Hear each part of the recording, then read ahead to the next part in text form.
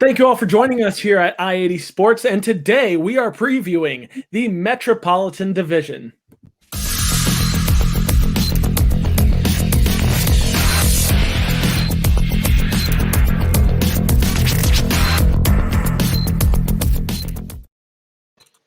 Thank you all for joining us here again at i80 Sports. Make sure you follow us at i80sports.com. Make sure you follow us on Twitter at i80_sports NHL. And make sure you follow us on the Facebook group, the i80 Sports Discussion Group. I'm Brian. He's Tom. Tom, how you doing today? Doing well. I hate to keep sounding like a broken record. Please say it. But the dog days of November. Oh my goodness. Yeah. So much so. I mean, it's funny because we're riding into that part of November that normally it would be August that things aren't really happening.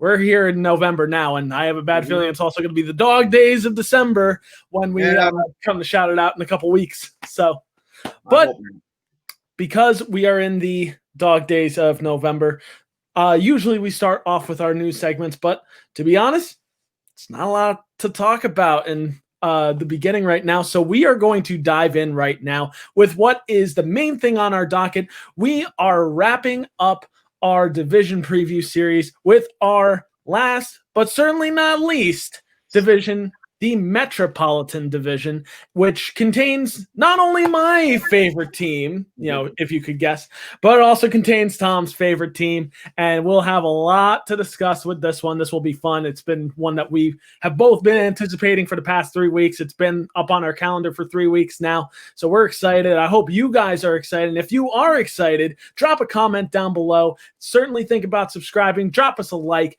because we certainly appreciate it. Last week we saw an uptick in numbers in our views, and we want it to keep happening week to week to week. We also saw an uptick in Twitter followers as well, not to just shamelessly plug Twitter down below again, but we saw an uptick in numbers. It felt like a couple weeks ago we had said that we were up to 300 Twitter followers. We are now very close to 350 Twitter followers now. So let's keep that rolling. We want to keep that ball rolling. I have a lofty goal of being up to 500 by the time this year is out, but that's a lofty expectation of mine. That's one that I hope can happen, but it only happens with you guys and the community and sharing with all your friends. So please get the word out there for us. But without further ado, what teams are we talking about for the Metropolitan Division? Well, I am so glad that you asked, because we are going to show you right now what teams we're going to be talking about, starting with the first team of the Metropolitan Division, the Carolina Hurricanes. Some key additions here: forward Jesper Fast, Joakim Ryan, and their first round selection in Seth Jarvis. And some key losses in longtime forward Justin Williams, defenseman Joel Edmondson, Trevor Van Riemsdyk, and goaltender Anton Forsberg. Next, we move on to the Columbus Blue Jackets. Some key additions here: forward Max Domi, forward Mikko Koivu. So two very big names on the addition docket here, and some key losses, some pretty key losses in forwards Josh Anderson, forward Alexander Wenberg, and defensemen Ryan Murray and Marcus Nudavara. Next, my favorite team, the New Jersey Devils. Key additions here: goaltender Corey Crawford, forward Andreas Janssen, defenseman Ryan Murray, and 3 first-round selections: forwards Alexander Holtz and Dawson Mercer, and defenseman Shakir Mukhamadullin, with key losses in longtime goaltender Corey Schneider, forwards John Hayden, Kevin Rooney, Joey Anderson, and defenseman Mirko Mueller. Off to the next team in the next Metropolitan Division, the New York Islanders. Key addition, well, not really, but addition, goaltender Corey Schneider, and some key losses in defenseman Devin Taves, goaltender Thomas Grice, forward Thomas Kuhnackel, forward Derek Brassard, and forward Matt Martin. Off to Tom's favorite team, the New York Rangers. But some key additions here in Jack Johnson. First overall selection, Alexis Lafreniere. Who's he again? Kevin Rooney. Yeah. First overall selection. I know. And 18th overall selection, Braden Schneider. Some key losses in long-time goaltender King Henrik Lundqvist, forward Jesper Fast, and longtime defenseman Mark Stahl. Off to the Philadelphia Flyers, who, at least Tom and I find a middle ground here that we can share a passion of hatred for the Philadelphia Flyers. Sorry, not sorry, Philadelphia Flyers fans. Alex is going to kill you. Key additions here, defenseman Eric Gustafsson and first-round selection Tyson Forster, and some key losses in an abrupt retirement of Matt Niskanen, Derek Grant, Nate Thompson, Tyler Pitlick, and Chris Stewart. Off to Pittsburgh now with the Pittsburgh Penguins. Key additions here, Kasperi Kapanen, Evan Rodriguez, Mark Jankowski, Mike Matheson, and Cody Ceci, with key losses in goaltender Matt Murray, Patrick Hornqvist, Justin Schultz, and Jack Johnson. And lastly, but not leastly, the Washington Capitals, with key additions here in Henrik Lundqvist, Justin Schultz, Trevor Van Riemsdyk, and their first-round pick, forward Hendrix Lapierre, with key losses in goaltender Braden Holtby, defenseman Radko Gudas, forward Travis Boyd, and forward Ilya Kovalchuk. So there is a lot to unpack here, like usual, with what we've been talking about the past couple weeks. So without further ado, we're just going to jump into what our normal segments are. If you don't realize what our normal segments are by now, well, you need to catch up on our previous videos. So make sure you catch up on those previous videos in your spare time. But first off, we're going to talk about off-season winners. So with this category, we're talking more so about who made additions to their team that is going to pay off huge for this upcoming year. It might not necessarily mean that they are going to win the division in this upcoming year, but at least gets them a step closer towards that goal. So without further ado, Tom, who is your off-season winner this year? I mean, isn't it obvious? It's the Rangers. They drafted Lafreniere. I mean, come on. Generational talent. Best player under 18 out there. They were a winner. They were a winner, and that's just me being a homer. But I will be honest here. I really like what Carolina did in getting Jesper Fast. People don't realize that Jesper Fast is a guy who you can plug in just about anywhere. I mean, maybe not on the power play, but he's a guy you could plug into your middle six. He's a guy you could put on, your second line with a couple stars. He's a guy you can even plug in on the first line. He's a guy who can kill penalties. And you know what? I really lauded about Carolina's depth way back when we were doing our first episode preview in the playoffs. He's just adding to their depth and making them a better team. That was a really good signing by the Canes. I also really like what Columbus did. They brought in they brought in a veteran in Koivu, and I guess you could consider Domi. I don't know if you can consider him a veteran yet, but he's close to it. They brought two veterans in to help them out. I kind of like what they did as well. I think that may help them get over them. I mean, Columbus is kind of like the way that your Devils were back in the day, where they would lose superstars, but yet still be contending the following year with that system of interchangeable parts. And Columbus is sort of doing the same thing here. And I guess just one thing we've learned over the years with John Tortorella is that you can't make a John Tortorella team two-star laden, because that team will go fast, hard, and out of control. It'll be like a runaway train going off the tracks, like at the end of the third Back to the Future, where the train goes off the bridge and blows up. That's a John Tortorella team loaded with veterans and stars. So Columbus and Tortorella kind of a mutual understanding, and I think bringing those two guys in where they're not superstars and demand a lot, but they're also guys who can help out. Yeah, and I think it's fair to mention all three of those teams, and I'll even give you this. Yes, it is fair to mention the New York Rangers. I mean, look, I'm going to play it up all I want with the Rangers and just say, they did quite a bit in this offseason to get better and improve as a unit in general. Not to be a homer like you just were there, but I'm really trying not to be biased here. But for the past 2 years running, I really like what the Devils have done in the offseason. I really like the moves that have been made. I think, cashing in on a Ryan Murray, really not paying much to get him was great. Picking up Corey Crawford as a tandem to Mackenzie Blackwood, an emerging starting goaltender in this league, I think is great and is another mentor to him. And to be quite honest, and this isn't tooting my own horn, look, the Devils probably aren't going to finish very well in this division, but they can at least put a feather in their cap to the fact that they probably have the best goalie tandem in the Metropolitan Division between Mackenzie Blackwood and Corey Crawford. And I love the first round selections this year. I love the Alexander Holtz selection. I love the Dawson Mercer selection. And I really like the Shakir McMadulan selection. I think he's going to make an impact in the next few years at the NHL level. He's already making an impact at 18 years old in the KHL. It's only a matter of time until he starts making that impact at the NHL level. And if you want to go back and watch our reactions to the NHL draft, you can go back and watch that long video as well. These are just shameless plugs. I should really stop with that. But anyway, moving right along. This was just another rebuilding season for the Devils. But between the signings, the drafting, and just overall the hiring of Lindy Ruff this past offseason, as well as the staff that he has hired underneath him, I think the Devils will improve on last year's disappointing season, especially because of how disappointing it was with the pieces that you had in place and the expectation of improvement. Now you're going to have these younger players that are going to improve around these additions as well and build as a team. And I think that is why I say that the Devils are this offseason's winners. But like I've said before, where there are winners, there are losers. So, Tom, let's start with you. Who's your offseason loser? Okay, well, let me preface this by saying this is not a Ranger bias thing here. And this is a team that I gave a ton of credit to down the line on their great run that they had this year. But I have to say it was the New York Islanders. I mean, Devin Taves, okay, not a huge loss, but he's a good bottom pair defenseman, They're also having some contract problems right now with Matt Barzal with that RFA deal. He hasn't been inked yet to come back next year.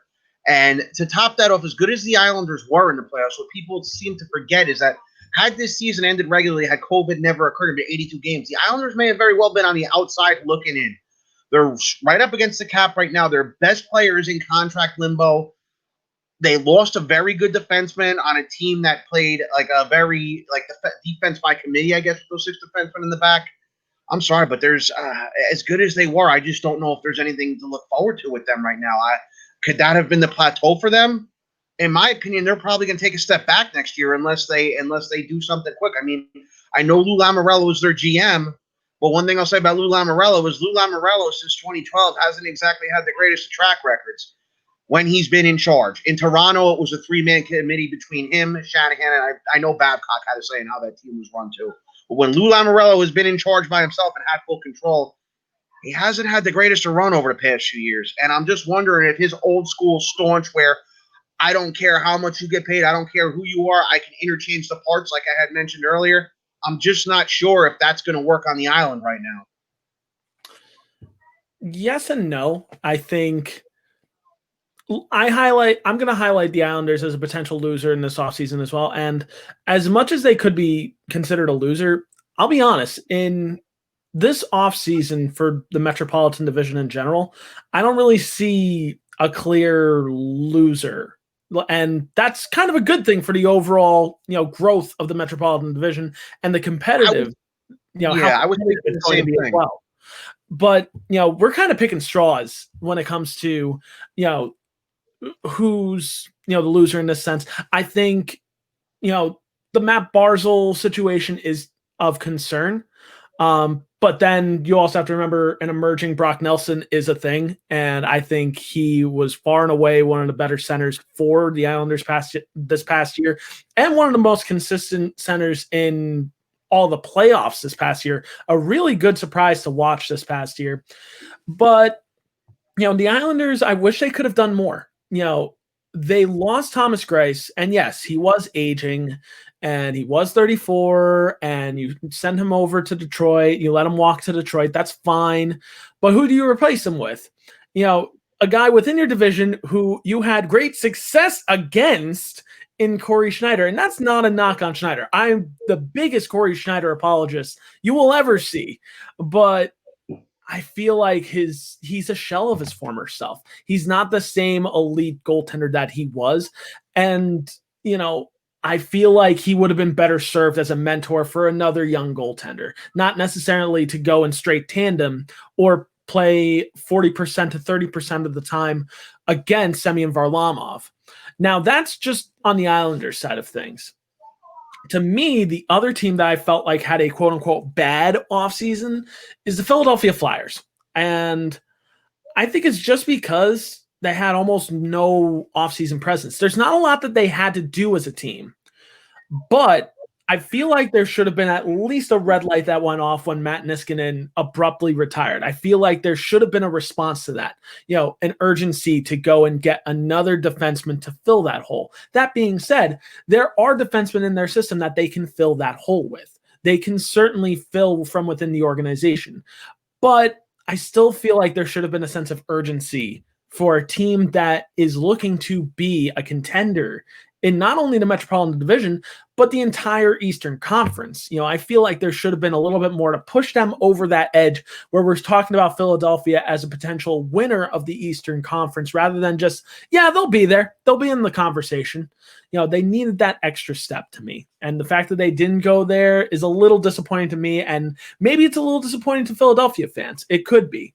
But this is kind of a perfect segue into Metropolitan Favorites. So now we're going to be talking about who we favor to win the entire Metropolitan Division. And there's a couple interesting choices near the top here. Tom, I'm going to let you go first. Who do you feel like wins the Metropolitan Division this year?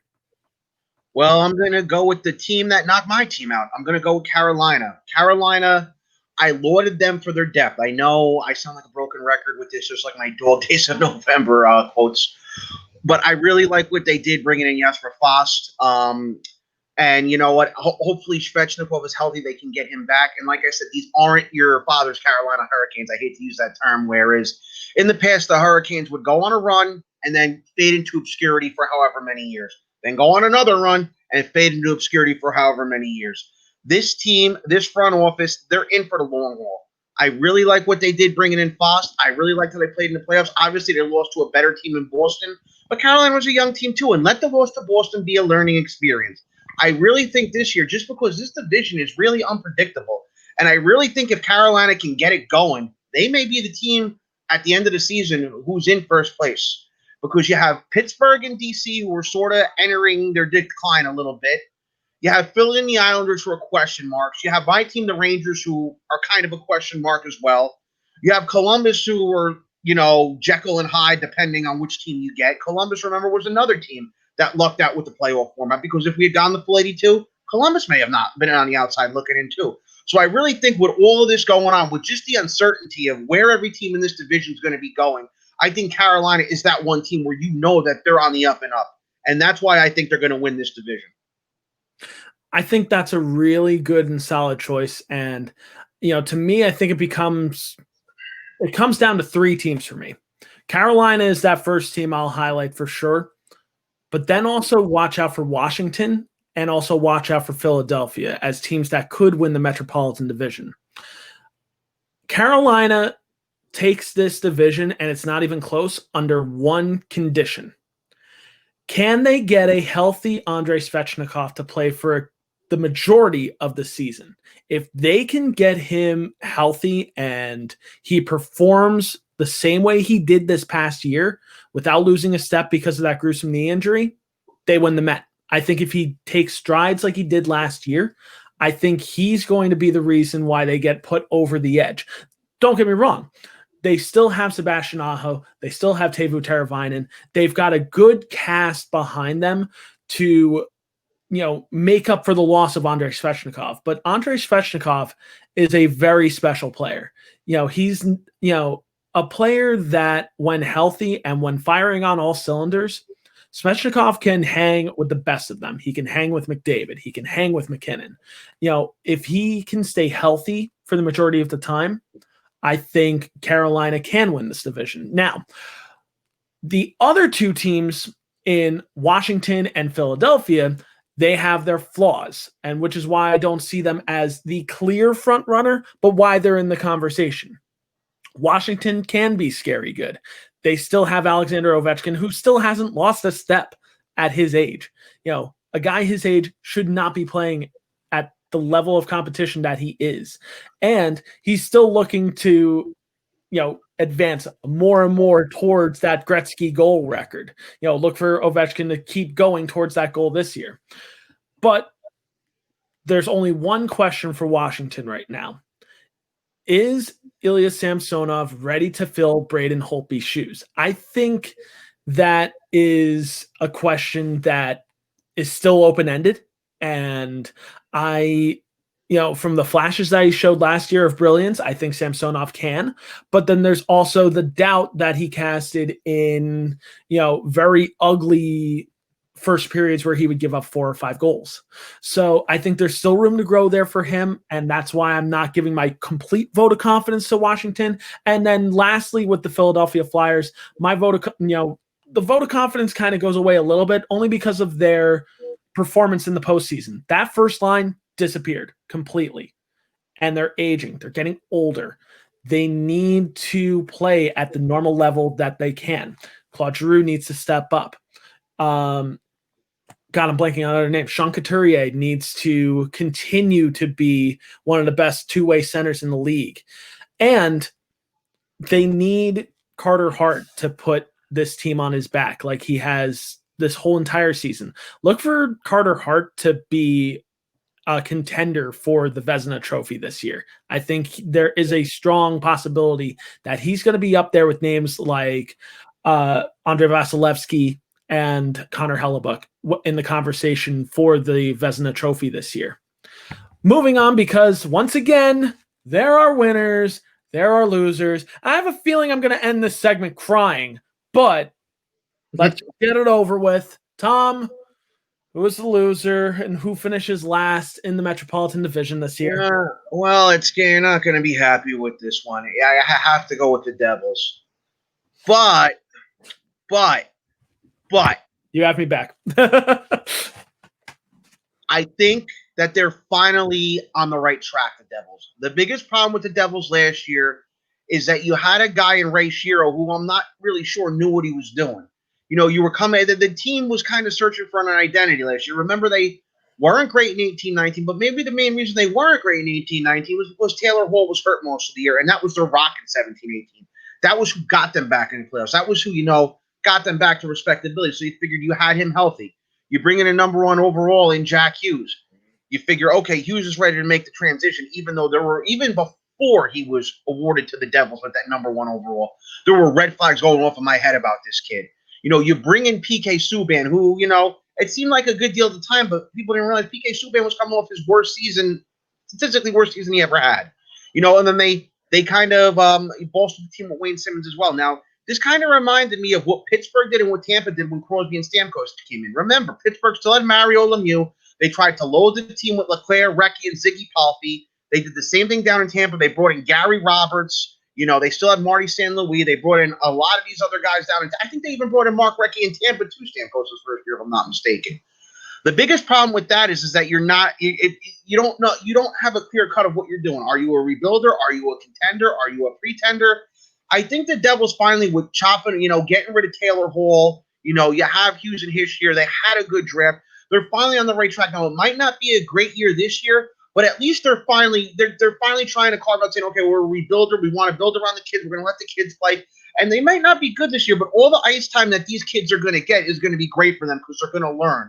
They're going to learn and they're going to get better. And eventually, they should eventually start climbing their way out of last place. Maybe not this year, but maybe next year they take a stride. Maybe the year after they take a bigger stride and so on and so forth. So I'm saying they're dead last, but what I'm saying is they're on the right track is what I'm saying about the Devils right now. And as a Ranger fan, it pains me to say it. I know that wasn't easy for you to say, and I do take that as a compliment. Truly, I do. But it does sadden me to say, and I'm going to be honest as a Devils fan as well, it is probably the Devils who finish in last place, and that's not a knock necessarily on the Devils. This Metropolitan Division is stronger than what a lot of people think. But they are probably the odd team out of this division. They are probably the black sheep in this entire division, the redhead stepchild. But that being said, there's a lot to look forward to on this team. There's a lot to look forward to. I'm going to mark my words on this one, and I am going to come out and say, look out for Nico Hischier in this next year or two to really break out. I feel like he is going to be a late bloomer like Nathan McKinnon was, and he is going to surprise a lot of people in the next year or two as not only just a goal-scoring and playmaking center, but also as a two-way center. He plays really good defense on the back end. Look for Jack Hughes to improve on last year's totals as well. I feel like there's still a lot of people that are down on him and say, oh, this kid's a bust and this kid's a bust, and watching, this YouTuber and this YouTuber saying, oh, he's got to be one of the bigger busts. He's 18 years old. This is the first time he played with adults. So, it's an adjustment. He's gaining muscle. He's gained muscle over this offseason. So I think there's a really good chance that Jack Hughes is ready to make that jump in the next year or so towards, being a big scoring threat in this league. And overall, they're just a young and developing team. They've got some really good pieces that they've compiled over this past year, acquiring, a Nolan Foote to eventually take that place at right wing, drafting an Alexander Holtz, who could be a fantastic goal scorer in this league, drafting a Dawson Mercer when you didn't think he was going to be there at number 18. And then also just the past couple of years of drafting crash and bang defensemen like Shakir Mukhamadullin, Atakyuk, trading for a Kevin Ball. And then the other big prospect that we're not talking about right now is Ty Smith. Could he make an impact at the NHL level this upcoming year? Maybe it doesn't happen with another addition to the Devils. I omitted it before, in Dmitry Kulikov, but there's at least that transition in place to, eventually get him into the top 4. There's a lot to look forward to with the Devils in the next couple of years. But this year, yeah, they're probably going to finish last. It's not going to be the prettiest of seasons, but there's a lot to look forward to in this young core of guys like Nico Hischier, Jack Hughes, Mackenzie Blackwood, Jesper Bratt. There's a lot to look forward to in this group, adding also Alexander Holtz in there as well. There's more to look forward to in the next coming years than not. We're certainly not going to be in the cellar for too much longer. So Devils fans, persevere. You're in my thoughts and prayers truly. And, keep me in your thoughts and prayers too while you're at it. But moving on to our final category, surprising team to look out for in the Metropolitan Division. So this might be a team that, maybe won't necessarily win the division, maybe might not finish in playoff contention, or maybe they do and we didn't expect them to, or just might make some noise that we didn't think about. So that being said, Tom, who is your surprising team to look out for in the Met? Okay, we have a little bit of a homer alert here, and, I'm not trying to toot my own horn or nothing, but I am going with my favorite team here. I am going with the Rangers. They showed a lot of promise in the regular season last year. You have a good top line of Zibanejad, Buchnevich, and Kreider. Your second line, you have Panarin and Strome, who were great together. You have Kakko, Kakko didn't have the greatest of years last year. But if you watch the games against Carolina, Kakko was looking like that power forward that he was expected to become. He was shooting the puck. He was muscling guys off of it. He's been training back in Finland. He's had a lot of time off, and I think maybe the main reason Kakko wasn't as great as he was supposed to be last year was just because he was burned out. He went from playing in Finland to playing in the World Championships to having to come right back over to New York afterwards. His body was just not used to it. He was burned out. He had a whole year to, kind of reset himself. He knows what to expect in the NHL now. I'm expecting a much, much bigger year from Kakko next year. I'm expecting him. I know we're not going to play the full 82, but, if we play 60 games, if Kakko scores, say, 15, 20 goals, man, that's an A+ in my book. Also, Alexis Lafreniere, who we've mentioned, I'm sure, 9,000 times on here. Am I expecting Lafreniere to come over and be the best player on the team? Am I expecting Lafreniere to win an Art Ross trophy? Am I expecting Lafreniere to be the next one to be Mario Lemieux to Pittsburgh? Absolutely not. Am I expecting Lafreniere to be in the talk for the Calder? Yes. Is Lafreniere going to start on the third line? Definitely. I'm hoping, he can carry that third line. Philip Hedl is more of a shoot-first center, so, Lafreniere's a playmaker.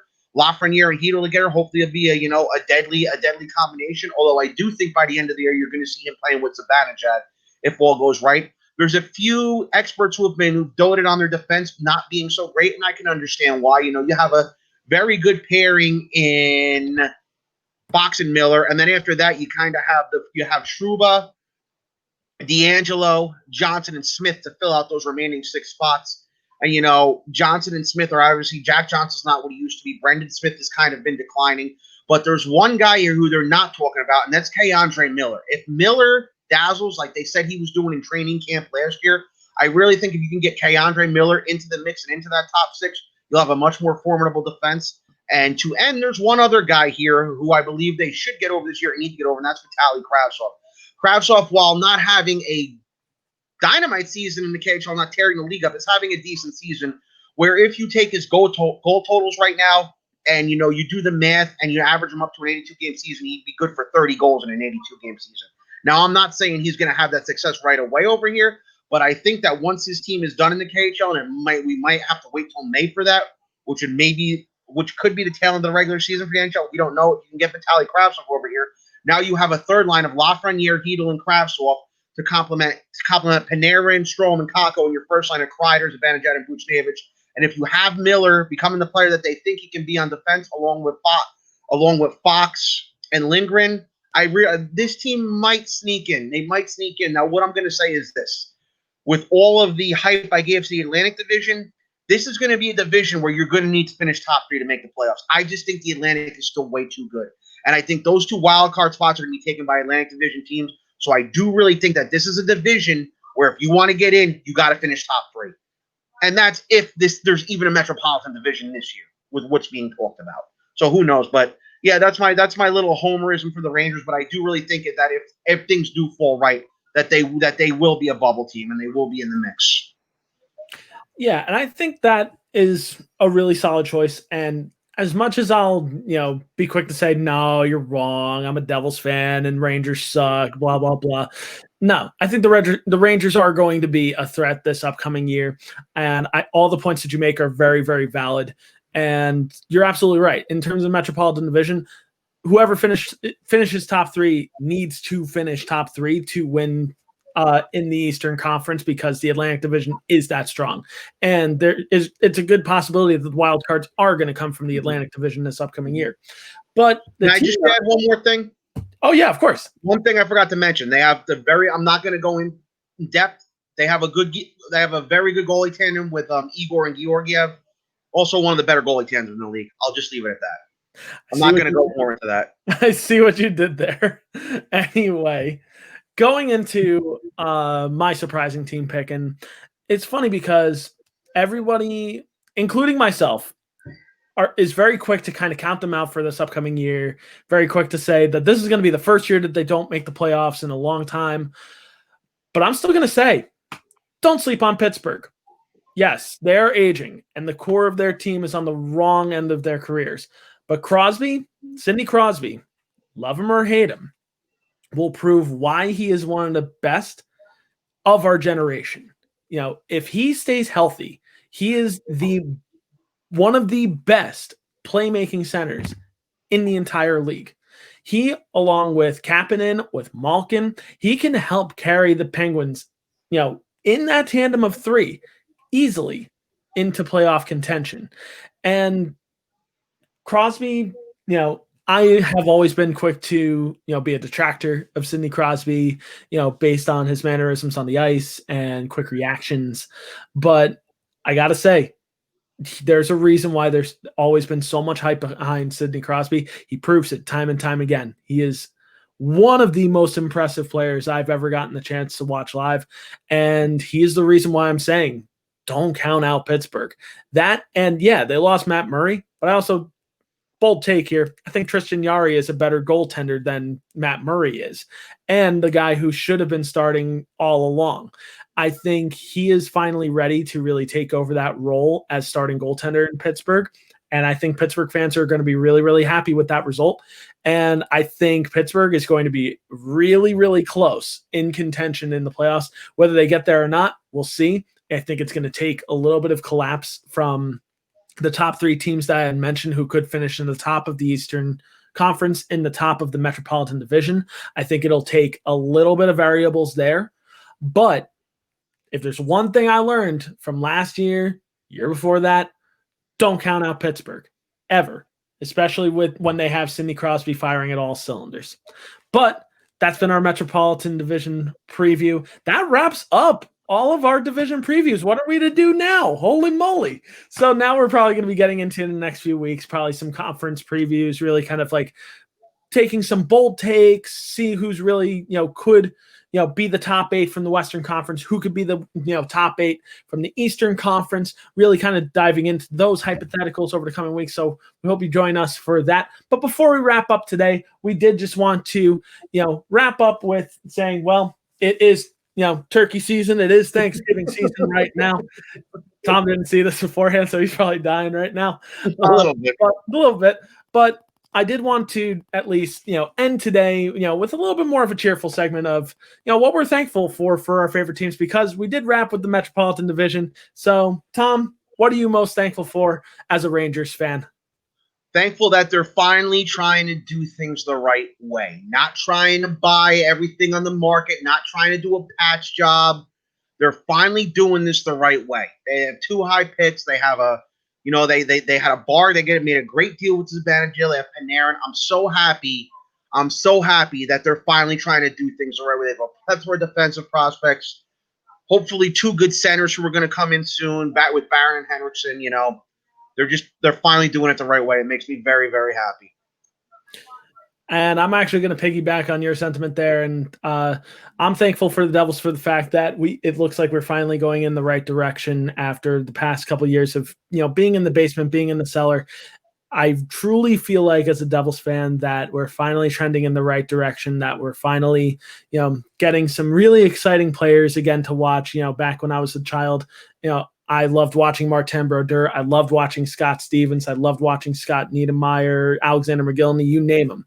And I finally feel that sense of pride again of just like being able to be excited to like, hey, I'm excited to watch Mackenzie Blackwood, and I'm excited to see what Corey Crawford can do. It's still exciting to me to go and watch, PK Subban in warmups with his, slick, fast hands. It's still, I still kind of got like that child in me that is excited to see, good players. And I'm going to take this turkey hat off. This thing is hot, but it is exciting to finally see that. And, off the cuff here, we are, on behalf of i80 Sports, we're thankful for our community of people who chime in every, now and again to, drop comments on our videos, drop comments on our Facebook polls, dropping, comments and votes onto our Twitter polls. And for, the people who have been joining Twitter, we're very thankful for you guys. So, above all else, we are thankful, that we get to do this on a weekly basis, because it's a ton of fun. And it's even more to contribute with our community as well. So let's continue growing this community, and hopefully when we get to Thanksgiving next year, it's even bigger than next year, which would be amazing. And hopefully they're not the dog days in November next year either. Hopefully not the dog days in November next year. Hopefully when we're talking in November, we're talking about games and highlights and fun stuff like that, and that'll be awesome. Real quick before we wrap up for today, I did want to announce the results of our Twitter poll, which I asked Twitter once again, our faithful community, which shameless plug to Twitter down below. So we did have the results that come in. You guys felt that the Philadelphia Flyers, 60% of the vote went to the Philadelphia Flyers for winning the Metropolitan Division. 20% went to Carolina, and 20% went to other, with a resounding 0% to the Washington Capitals. And then our losers are finishing last in the poll. It was a straight tie down the middle between the New Jersey Devils 50% and other 50%. So that's a bit of a wild card to who people are thinking. 0% to the New York Rangers, 0% to the Columbus Blue Jackets. So that makes Tom plenty happy. But we're also plenty happy to wrap this up for today. So without further ado, thank you guys so much for checking us out on i80 Sports. Make sure you check us out at our website down below, i80sports.com. Make sure you follow us on Twitter at i80_sports NHL.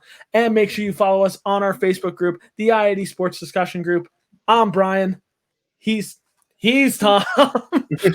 And this has been i80 Sports NHL.